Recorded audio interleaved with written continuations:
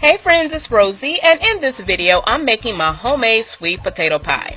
So this is actually my revised recipe that I uploaded back in 2012. I still use ginger, cinnamon, and all the other good stuff. I just really had to do this recipe over because my video is so outdated. So let's get right into the recipe. So here is my stand mixer. I will be using it because it makes everything easy for me. And I'm going to start off making my crust. So we're going to pour in or sprinkle in some all-purpose flour. I'm also going to sprinkle in some granulated sugar. I like a nice flavorful sweet crust for my pies. I added in a little bit of salt. And now I'm going to add in some frozen butter that I shredded up. When you shred the butter up, it makes it easier to mix in and incorporate everything. So yeah, that's why I did it. So here is my butter flavored shortening. I'm going to add in some vanilla. Oh, don't skip out on that vanilla in the crust. It makes everything so good.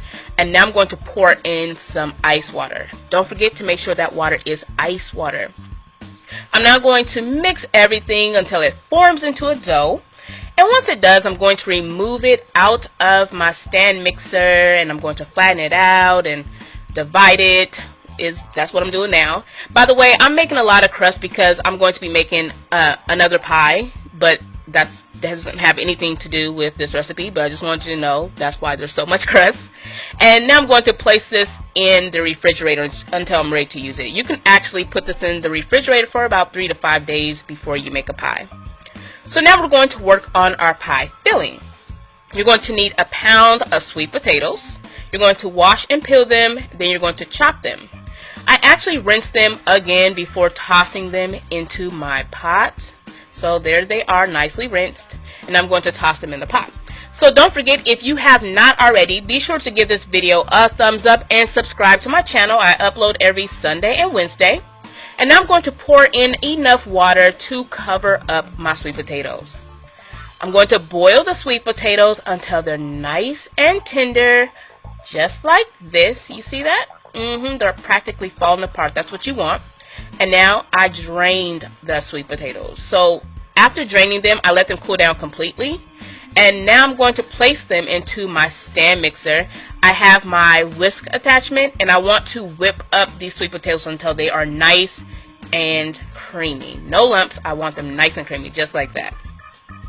So once I have reached that point, I'm ready to start adding in my other ingredients. I'm going to start off with 1 large egg that is at room temperature. I'm going to sprinkle in some granulated sugar. This is a really easy recipe, you guys. And now we're going to sprinkle in some ground cinnamon, some ground nutmeg, and my secret ingredient that I've been using for years, ground ginger. Again, I uploaded this recipe back in August 2012. That recipe or video is still up, so check it out if you want to. And now I'm going to pour in some vanilla extract. You can use regular vanilla or bourbon vanilla. And now I'm pouring in some evaporated milk. I added in some butter that is at room temperature. It's not melted, and I'll show you why. I'm going to mix everything, or should I say whisk everything, until it is nice and airy. I know that sounds funny for a pie filling, but I find that when you whip it up like this, it makes your filling, or once it's done, your pie is going to be so smooth and silky. Trust me, you'll see at the end. It really works. So once everything was done, mixing up and all that other good stuff, I took the crust out of my refrigerator, I flattened it out, and I placed it into a 9-inch cake pan. Not cake pan, pie pan. We're not making cake. So now I'm going to grab a fork, and I'm going to poke some holes at the bottom of my pie dish, and I also poke the sides. And I'm going to place this in the oven on 325 for 10 minutes. 20 minutes would be way too long. 10 minutes. And you just want to crisp up the crust a little bit before adding in the filling. So now we're ready to add in the filling. I did turn the heat up to 350, so my oven is being preheated to 350 at this time.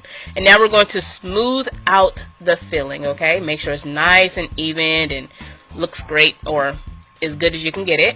And now we're ready to place this into the oven. So again, it's on 350 Fahrenheit, and we're going to bake this for 45 to 50 minutes. When it comes out, it's kind of ugly. It looks like this. It looks like bread. It does not look like pie at all. But let it sit for about 30 minutes or so, and it will look like this.